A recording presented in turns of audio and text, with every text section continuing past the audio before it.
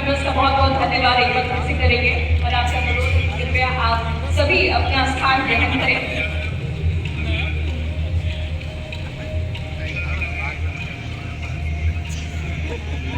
इससे पहले कि हम इस प्रोग्राम को आगे बढ़ाएं, हम बिहार में हैं। ये बिहार है क्या? तो बिहार जो है वो धरती है जहाँ पर ज्ञान ही ज्ञान है, हवा में, मिट्टी में, लोगों में।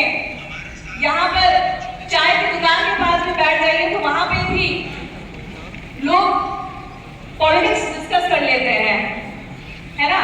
पाइथागोरस थ्योरम तो बस ऐसे ही चलता रहता है, तो मुझे आज तक कभी पाइथागोरस थ्योरम इस्तेमाल करने का मौका नहीं मिला है। हम कोशिश कर रहे हैं कि हमको जो पढ़ाया गया है वो हम इस्तेमाल तो करें, बट ये बिहार की धरती और कमाल की धरती है।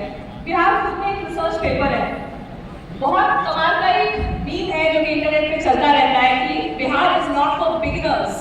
तो correct, is not for beginners, क्योंकि जहां से सब कुछ शुरू होता है हमारा लेकर खत्म हो जाता है। अब संघर्ष से ही आगे बढ़ लेते हैं, तो ये वो बिहार है। एंड व्हाई ऐसा हो गया बिहार में? ऐसा हो गया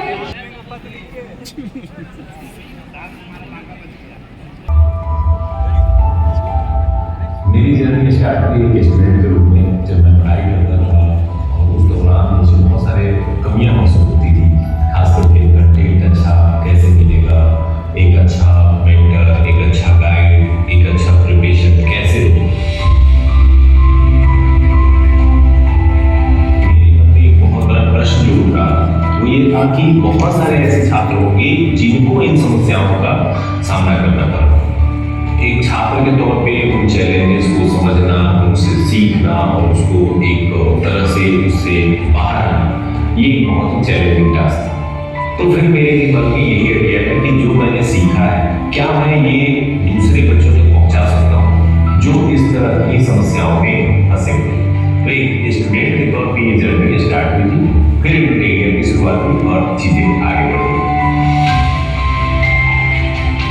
अगर हम लोग बात करें तो एक कोचिंग सेंटर के रूप में स्टार्ट ही नहीं हुआ था। स्टार्ट हुआ था एक यूट्यूब चैनल के रूप में, मार्गदर्शन मेंटर के रूप में।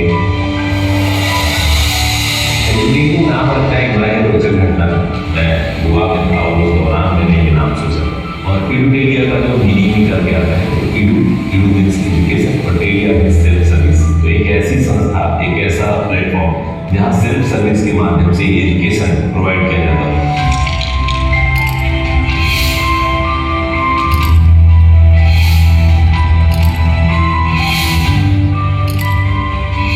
याद है मैं पहला क्लास जब लेने जा रहा था तो बहुत सारे चैलेंजेस थे। तो मैंने कुछ दोस्तों की मदद ली थी, कुछ स्टूडेंट्स की मदद ली थी। अलग अलग माध्यम से मैंने कैमरा, माइक, ये सारे जो है मंगवाए थे, और घर के छोटे छोटे बल्ब होते हैं वो लाइट्स जलवा करके मैं बोर्ड पे जाकर वीडियो बनाया। 17 सितंबर 2017 को पहला दिन था जिस दिन मैंने एक वीडियो अपलोड किया था। आज जो हमारा चैप्टर है वो है ज्योग्राफी में। ये चैप्टर काफी महत्वपूर्ण है और बहुत सारे ऐसे एग्जाम में जहाँ इस चैप्टर से क्वेश्चन पूछे जाते हैं। शुरुआती वीडियो बहुत ही टफ थे। मुझे याद है कि 1000 सब्सक्राइबर बनाने में मुझे 1 महीने से ज़्यादा का समय लगा था। जब मैंने वीडियो बनाया था इंडियन रिवर, भारत की दुनिया, और वो वीडियो लोगों को, छात्रों को इतना पसंद आया कि उस पर प्रतिदिन 10,000 से 20,000 व्यू आते थे, और उस वीडियो के माध्यम से प्रतिदिन कम से कम 500 से 1000 सब्सक्राइबर बढ़ते थे। जहाँ 1 महीने मुझे लगे थे 1000 व्यूअरशिप प्राप्त करने में, वहीं 2-3 महीने बाद ही 1 लाख सब्सक्राइबर पहुँच गए थे, और उसके लिए मुझे कोई अलग से कुछ एफर्ट नहीं करना पड़ा। तो मेरे लिए तो ये खुशियों का पल था। मेरे लिए एक बहुत ही एक्साइटेड मोमेंट था कि मैं जो क्लास से टीचर की मैं कन्वर्ट हो रहा था, ये सीख कर रहा था। शुरुआती दौर में तो मैं इतना चलो किनारे के साथ अकेले निकल पड़ा। फिर धीरे धीरे दोस्तों की टीम बढ़ी, धीरे धीरे टीम बढ़ती गई। फिर हम लोग अलग अलग सेगमेंट पे काम करने लगे, जैसे कंटेंट पे काम करने लगे। इसके अलावा टेस्ट सीरीज में हम लोगों ने काम किया, और फिर हम लोगों ने एक बहुत ही इंपॉर्टेंट कदम उठाया था पब्लिकेशन सेक्टर। ये वो कदम था जिसने घर घर तक हम लोगों को पहुँचाया, बच्चों के बीच में पहुँचाया। हर बच्चे के टेबल पर हमारी किताबें होती थी, खास करके करंट अफेयर्स, बिहार सेंसस की किताबें। ये तो बच्चों की पसंद बन गई थी। इसमें पूरा श्रेय हमारी टीम को जाता है, क्योंकि उन्होंने जिस तरह से अपना एफर्ट लगाया है, अपना मेहनत लगाया है, और एडुटेरिया को एडुटेरिया बनाने में प्रोग्राम किया है, इसके लिए पूरी टीम बधाई का पात्र है। मेरी टीम की खासियत ये है कि जो इस टीम में काम करते हैं वो टीम के कम से कम 50-100 लोग हैं जो बीपीएससी में सेलेक्ट हुए, जो यहाँ काम करते हुए सेलेक्ट हुए। तो टीम से भी सेलेक्ट होते थे, छात्र भी सेलेक्ट होते थे।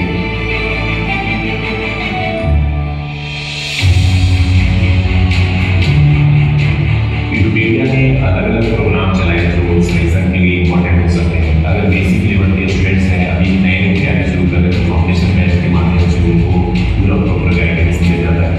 अगर उन्होंने 1-2 बार एग्जाम निकाल लिया है, पीटी निकाल लिया है और फिर से पीटी निकालना चाहते हैं, पीटी के टेस्ट के माध्यम से उनकी तैयारी को थोड़ा सा और बेहतर किया जाता है। मुख्य परीक्षा में जब आते हैं तो मुख्य परीक्षा में उनकी तैयारी को बेहतर करने के लिए समर्थ मेंस फाउंडेशन बैच चलाया गया था और उस बैच से भी बहुत सारे छात्र सफल हुए। जो मेंस में जो सबसे बड़ी चुनौती आती है कि टाइम मैनेजमेंट कैसे हो, क्वालिटी मैनेजमेंट कैसे हो, तो उसके लिए मेकिंग प्रोग्राम आया था जिसमें एनसीईआरटी से लेकर के फुल टेस्ट तक बहुत सारी चीज़ों को कवर किया गया, जिसमें मटेरियल्स देने के साथ साथ मॉडल आंसर कॉपी एक बड़ा प्रोग्राम हो। और जब वो इंटरव्यू के दहलीज में पहुँचते हैं तो वहाँ पर भी हम लोगों ने 2 प्रोग्राम चलाए थे, एक तो मॉक इंटरव्यू का प्रोग्राम और एक मैंने खुद चलाया था तीसरा प्रोग्राम जो कि 1-to-1 सेशन था, जिसमें व्यक्तिगत रूप से मैंने छात्रों से मिल करके इंटरव्यू से रिलेटेड उनके जो क्वेश्चन थे, उनके जो डाउट्स थे, उनके जो रजिस्ट्रेशन थे, उनको मैंने दूर करने का प्रयास किया। हर छात्र की अपनी एक कहानी होती है, अपनी एक स्ट्रगल होती है और उन चीज़ों से भी मुझे बहुत कुछ सीखने को मिलता है। सच कहूँ तो जब वो प्रशंसा करते हैं कि सर आप व्हाइट पे वीडियो बनाए करते थे, उसी को देख के मैंने शुरू किया, वहीं से मेरी जर्नी स्टार्ट की। जब ये सारी चीज़ें सुनता हूँ तो मुझे अंदर से एक संतुष्टि मिलती है कि जिस दिशा में मैंने कदम बढ़ाया था, अब लगता है कि ये सफलता की ओर जा रहा है। शायद यही सोच करके हम लोग चले थे कि एक दिन ऐसा आएगा कि बच्चे आएंगे और कहेंगे कि सर आपने मेहनत किया था, उसका फल हमको मिल रहा है।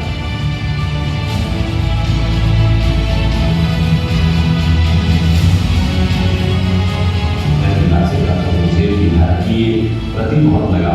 मैंने सेंट्रल लेवल पे जो जॉब को छोड़ दिए थे इसी कारण से कि मुझे बिहार में काम करना था, बिहार के लोगों के काम करना। तो जब मैं एजुकेशन लाइन में आया, पढ़ाना शुरू किया, पढ़ा तो मैं हमेशा मेरे दिमाग में एक चीज़ आती थी कि एक दिन आएगा जब मीडिया से जुड़े हुए छात्र प्रैक्टिकल में, हर मंडल में, ब्लॉक में पोस्टेड होंगे। और पिछले कुछ समय से अगर मैं बात करूँ तो मैं जहाँ भी गया हूँ, जिस ब्लॉक में गया हूँ, निश्चित रूप से मीडिया से जुड़े हुए छात्र वहाँ पोस्टेड मिले हैं। और इस बार जो रिजल्ट आया है इस चीज़ को तो और मेंटेन कर दिया है, इससे ज़्यादा किसी शायद मुझे कहीं नहीं होगी और इससे बड़ा करीब मेरा कुछ नहीं है।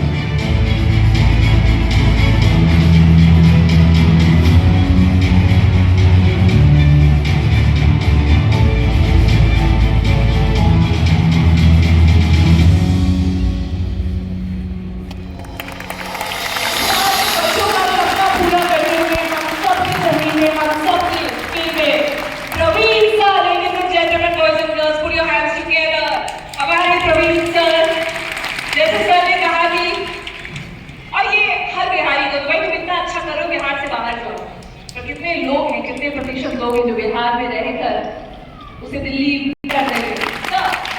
एक बार जोरदार ताली हो जाइए, ताली हो जाइए।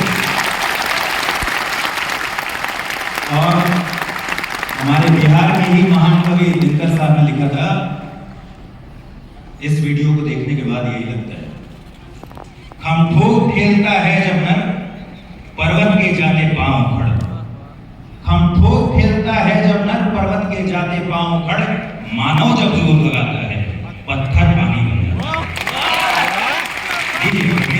कहानी को और आगे बढ़ा सर, इससे पहले कि हम कहानियों का दौर शुरू करें, ये वो शख्स हैं जिनका हम जितना धन्यवाद करेंगे उतना कम होगा। पर एक छोटा सा यहाँ पर हमने इनको थैंक यू कहने का आजकल का जो डिजिटल अंदाज है वो अपनाया है। सो मैं रिक्वेस्ट करूँगी कि जिनके पास भी अभी मोबाइल फोन है उसके फ्लैशलाइट्स आप ऑन करेंगे और उस फ्लैश रोशनी में बहुत ताकत होती है। सो आपके मोबाइल फोन की रोशनी इतनी तेज होनी चाहिए कि वो सर तक पहुंचे और हम ये साबित कर पाए कि 2017 से 2026 का जो सपना देखा था वो सपना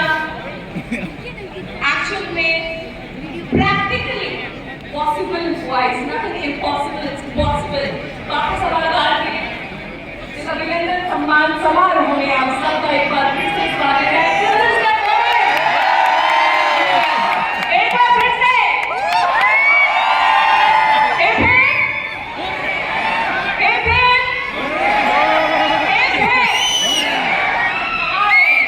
thank you so much. Bharat माता की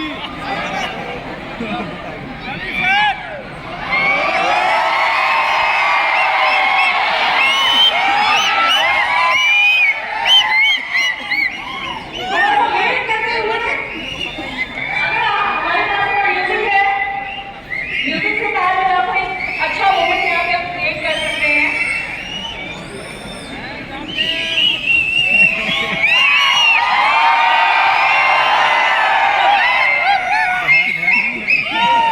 इससे सुंदर और इससे अद्भुत और कुछ हो नहीं सकता।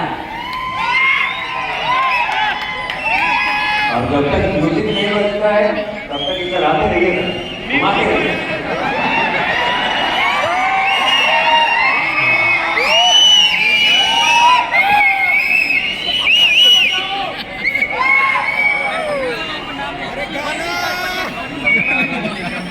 दीदियों से, तालियों से, स्टैंड लाइट से सबका स्वागत करते हुए thank you so much. This is the moment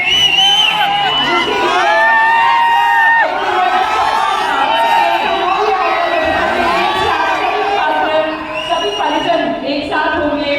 अब मोमेंट हमने जिया है। Over to you Praveen sir. Good morning. आज के इस कार्यक्रम में उपस्थित हमारे रुटेरिया परिवार के शिक्षकगण,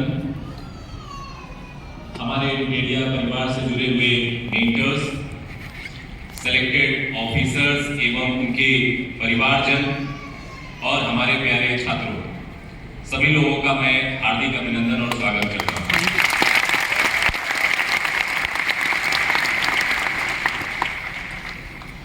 आज इस मंच पे खड़े होकर के कुछ बोलना एक सपने जैसा लग रहा है।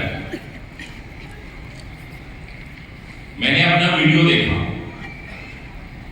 2017 की झलकियां आंखों के सामने आ गई। मैं बहुत बुरे दौर में था जब यूट्यूब शुरू हुआ और मैं चाहता हूं कि आप जानें कि कठिनाइयां आपके जीवन में आएंगी और जब आप कठिनाइयों को पार करेंगे तभी मंजिल मिलेगी। 2017 मैं आप में से बहुत सारे स्टूडेंट्स के जैसे एक छात्र था, सिविल सर्विसेज की तैयारी करता था और पढ़ाई के प्रति इंटरेस्ट था, पढ़ने में मन भी लगता था, लेकिन मैं ऐसा होनहार स्टूडेंट नहीं था कि हर क्लास में टॉप आ रहा था और सबसे अच्छा स्टूडेंट था, सबका फेवरेट था, ऐसा नहीं था। ठीक चल रही थी गाड़ी। मैं 2013-14 में सिलेक्शन भी ले चुका था, मैंने जॉब छोड़ दिया था, मुझे बिहार के लिए काम करना था, बिहार में काम करना था, ये मेरा एक सपना था। और जॉब की तैयारी चल रही थी जिसमें अभी बहुत सारे छात्र बैठे हुए हैं कि बीपीएससी निकाल करके, तो मैं भी वही कर रहा था, बीपीएससी की तैयारी कर रहा था। सब कुछ पटरी पे था, इतना स्मूथ चल रहा था। इसी दौरान 2017 में एक एक्सीडेंट हुआ मेरे पिताजी का। आर्मी से रिटायर थे, हट्टे कट्टे थे और वो मुझे छोड़ के चले गए। जुलाई का महीना था, मैं इतना अंदर से टूट गया था कि मैं कुछ ही नहीं कर पा रहा था, मैं न पढ़ पा रहा था, ना कुछ सोच पा रहा था, ना कुछ निर्णय ले पा रहा था। मैं फ्रस्ट्रेशन के ऐसे दौर में था जहां मैं बुरा रास्ता चुनना चाहता था। मैं चाहता था कि मैं बिगड़ जाऊं क्योंकि ईश्वर ने मेरे साथ बहुत बड़ी नाइंसाफी की है और हर बार मन में यही ख्याल आ रहा था कि तुम अच्छे क्यों बन रहे हो, तुम बुरा बन जाओ क्योंकि तुम्हारे साथ जब ईश्वर ने बुरा किया तो तुम क्यों बुरा नहीं कर सकते हो। और मैं चुन सकता था बुरा रास्ता और शायद मैं वही चुनने को आ गया। 2 महीने बीत गए थे, मैं उस डिप्रेशन से, फ्रस्ट्रेशन से बाहर नहीं आ पा रहा था। मुझे कुछ नहीं समझ में आ रहा था कि मुझे क्या करना चाहिए। लेकिन उसी बीच कुछ दोस्तों एक भाई था, उसको लेके मैं गोवा का प्लान किया कि गोवा चलते हैं, वहां बहुत सारी बदमाशी करेंगे और हम इस ट्रॉमा से बाहर आना चाहते हैं। और जब मैं गोवा में था तो उसी दौरान मैं पढ़ाता तो पहले से था और मुझे ये एहसास हुआ कि कुछ नया करना पड़ेगा अगर मुझे इस डिप्रेशन से बाहर निकलना है, इस कठिनाइयों से बाहर निकलना है तो मुझे कुछ नया करना पड़ेगा। और मैंने वही डिसाइड किया था कि मैं एक YouTube चैनल बनाऊंगा। मैं पढ़ाता तो पहले भी था लेकिन ऑफलाइन था, कुछ बच्चों को पढ़ाता था, 10, 20, 50 बच्चों को। फिर डिसाइड हुआ कि नहीं, एक YouTube चैनल बनाऊंगा और पढ़ाऊंगा और अपने आप को इस परिस्थितियों से बाहर निकालूंगा। मैं वहां से लौटा और मैंने YouTube चैनल स्टार्ट किया, छात्रों का सपोर्ट मिला, अच्छा चलने लगा। लेकिन पिताजी का एक सपना था कि तुम जॉब करो, मैं तुम्हें जॉब करते हुए देखना चाहता। उसी 2017 में मेरा पीटी का रिजल्ट आया, मैंने मेंस दिया, इंटरव्यू दिया, मैंने बीपीएससी सिलेक्शन पाई। फिर अगला बार बीपीएससी दिया, फिर से सिलेक्शन पाई और 2 बार मैंने लगातार बीपीएससी क्रैक की।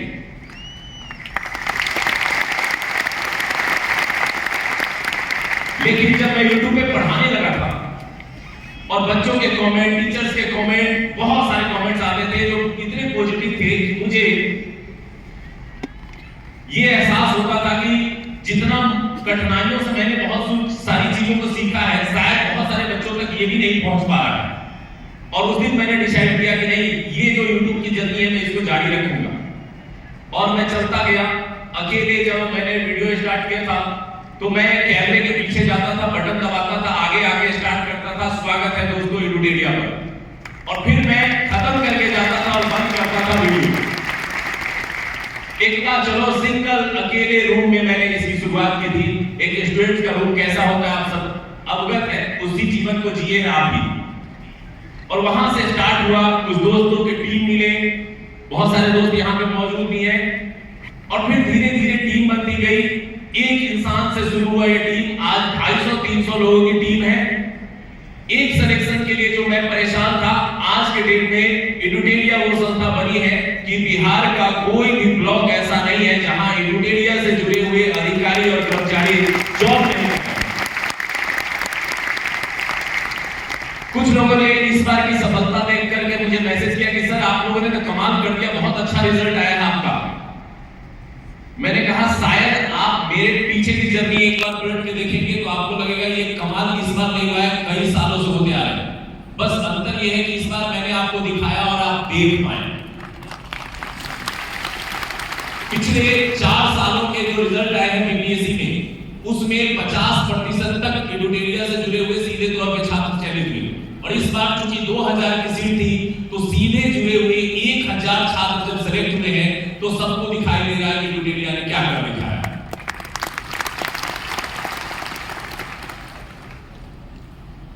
हमारी पूरी टीम के लिए ये गर्व का अवसर है। और इस संबोधन में मैं आज उपस्थित जो हमारे 3 वर्ग हैं जिनके लिए मैं कुछ कहना चाहूंगा। सबसे पहला एडुटेरिया टीम से जुड़े हुए सभी टीचरगण, मेंटर्स, हमारे टीममेट्स, अलग अलग रोल में हमारे टीम से जुड़े हुए लोग, सभी लोगों का दिल से मैं धन्यवाद करना चाहता हूं क्योंकि आज ये अगर मंच में मैं खड़ा हो पाया हूं तो आप सबकी बदौलत हो पाया हूं। दूसरा, मैं सिलेक्टेड अधिकारियों को बधाई देना चाहूंगा, उनको धन्यवाद देना चाहूंगा कि उन्होंने अपने जीवन में इस तरह से ईमानदारी से प्रयास किया कि कल तक वो भी एक छात्र थे, आज दूसरों के लिए रोल मॉडल बन गए। मैं सिलेक्टेड ऑफिसर के परिवार जनों को बधाई देना चाहूंगा क्योंकि आज के दौर में बहुत कठिन है कि एक फैमिली के लिए, एक पेरेंट्स के लिए पेशेंस मेंटेन करना कि मेरा बच्चा पढ़ रहा है, मैं उसको पढ़ने दूं, मैं उसको डिस्टर्ब ना करूं, उसको बैकअप दूं, क्योंकि पढ़ाई में ऐसे उतार चढ़ाव होते हैं, ऐसे मोरल डाउन होते हैं ऐसे समय पे कि उस समय मोरल सपोर्ट की सबसे ज्यादा जरूरत होती है। और वो मोरल सपोर्ट एक ही जगह से मिल सकता है, वो है अपनी फैमिली। और आप लोगों ने जिस तरह से अपने बच्चों का साथ दिया, इसलिए मैं आपको भी बहुत बहुत बधाई देना चाहूंगा। और मैं ये भी एहसास कर पा रहा हूं कि आपके द्वारा दिए गए मोरल सपोर्ट, आपके बच्चे तो जरूर रोल मॉडल बने हैं, आप एज ए पेरेंट्स भी रोल मॉडल हैं अपने गांव के, अपने जिले के, अपने ब्लॉक के, जो दूसरे परिवार को ये एहसास दिलाएंगे कि आप भी अपने बच्चों को सपोर्ट कीजिए, वो भी अच्छा करके दिखाएंगे। और तीसरा तीसरा जो यहाँ हमारे छात्र आए हैं या बहुत सारे बच्चे आए हैं जो प्रिपरेशन कर रहे हैं, मैं उनके लिए बस 2 शब्द कहना चाहूंगा कि जीवन में जब कठिनाइयां हद से ज्यादा हो जाए तो समझ लेना कि अब जिंदगी करवट लेने के मुकाम पे आ गई। और अगर जीवन में सब कुछ बढ़िया चल रहा है, कुछ खराब हो ही नहीं रहा है, तो समझ लो कि कुछ खराब होने वाला है।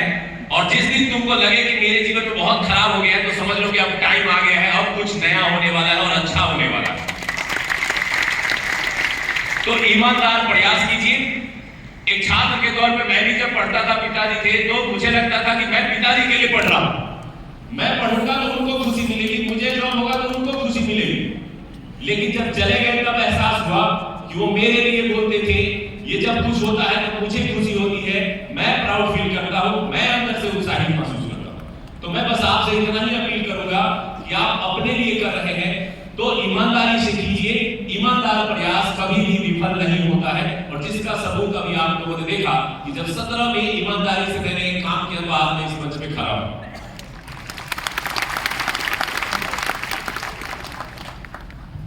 एक लास्ट बात मैं बोलना चाहता हूं, इस बार लगभग हजारों बच्चे सिलेक्ट हुए, उसमें से कई 100 बच्चे अभी सेंटर पे विजिट किए, हमारे साथ डेली बात होती थी, मुलाकात होती थी। उसमें से शायद ही कोई स्टूडेंट रहा हो जिसने स्टार्ट ना किया हो कि सर आपका व्हाइट वाला वीडियो, व्हाइट बोर्ड वाला वीडियो सर, वहीं से शुरू किए, वही बिहार वाला देखे, वही हिस्ट्री देखे थे, वही ज्योग्राफी देखे थे। शायद ही कोई ऐसा रहा हो जिसने उसकी चर्चा न की। तो मेरे से अमृत सर एक दिन पूछ बैठे कि आखिर आपने ऐसा क्या किया था व्हाइट बोर्ड में कि इतना बढ़िया सब, अभी भी इतना एलईडी का दौर आ गया, डिजिटल बोर्ड का दौर आ गया, एनिमेशन का दौर आ गया, और आप बच्चे कह रहे हैं कि व्हाइट बोर्ड सर 7 साल 8 साल पुराना देख रहे हैं। अंतर क्या है पता है? अंतर ये है कि जब ईमानदारी से आप काम करते हैं तो उस काम को जहां पहुंचाना चाहते हैं वहां पहुंच जाता है, और सिर्फ दिखावा करते हैं तो वो नहीं पहुंचेगा। बस सिंपल सी एक कहानी आपको मैं इसी से जोड़ के सुना देता हूं, जो मैं अक्सर छात्रों को सुनाता हूं कि एक बार एक गुरुजी के पास जो है एक पिता अपने बच्चे के लेकर के पहुंचा और कहता है कि गुरुजी मेरे बच्चे को ना गुड़ खाने की आदत लग गई है, बहुत मीठा खाता है ये, इसको मना कीजिए। गुरुजी ने कहा कि 1 महीने बाद आइएगा। 1 महीने बाद पिताजी बच्चे को लेकर के पहुंचे। गुरुजी को फिर से पिताजी ने कहा कि मेरा बच्चा आ गया है, क्या इसको उपाय करना चाहते हैं बता दीजिए। गुरुजी ने कहा कि बच्चे तुम मीठा मत खाना, जाओ घर। तो पिताजी शौक हो गए कि भाई जब यही बात कहनी थी कि मीठा नहीं खाना है तो 1 महीने पहले कह देते, 1 महीने बाद बुला के क्यों कहा? तो गुरुजी ने सिर्फ एक लाइन कहा कि जिस समय आप आए थे हमसे मिलने, उस समय मुझे भी मीठा खाने की आदत थी, और अगर मैं मीठा खाते हुए अगर उसको सलाह देता तो मेरी बातों का सलाह का असर उस पर 0% होता। और आज मैंने 1 महीने से मीठा खाना छोड़ दिया है, अब मैं कहूंगा तो मेरी बातों का असर उस पर होगा। और बस मैं यही समझाना चाह रहा था कि आज अगर व्हाइट बोर्ड वाले वीडियो से लेकर के यहाँ तक की जर्नी में एडुटेरिया का अगर कोई कह पा रहा है सिलेक्टेड कैडेट्स की लाभ मिला है, तो इसीलिए कह पा रहे हैं क्योंकि हम लोगों ने ईमानदारी से डेडिकेट होकर के पूरी टीम मिल करके उस तरह से काम किया है कि हमारी ईमानदारी के तहत वो आपके पास पहुंचा है और आप सेलेक्ट हुए। तो आप सभी को बहुत बहुत बधाई। और चूंकि आज का हमारा ये सम्मान समारोह है, बहुत सारे सिलेक्टेड कैंडिडेट्स आए हैं, बहुत दूर दूर से आए हैं, तो हम लोग इस संबोधन को ज्यादा लंबा नहीं खींचेंगे। बहुत बहुत धन्यवाद, शुक्रिया यहाँ आने के लिए भी और इस हौसला अफजाई के लिए हमारी पूरी टीम के लिए। अभी एक लंबा कार्यक्रम रहेगा, बहुत सारी चीजों पे हम लोग चर्चा करेंगे और हमारे जितने भी सिलेक्टेड कैंडिडेट्स हैं उनका अभिवादन करेंगे। Thank you so sir, thank you so much sir, thank you so much. और सर कि मैं पूरी जर्नी सुन रही थी और सर ने एक मेंशन किया कि जो टर्निंग पॉइंट था जब उन्होंने अपने पिताजी को खोया। और एक बात है, हम अक्सर पानी की बात बहुत करते हैं।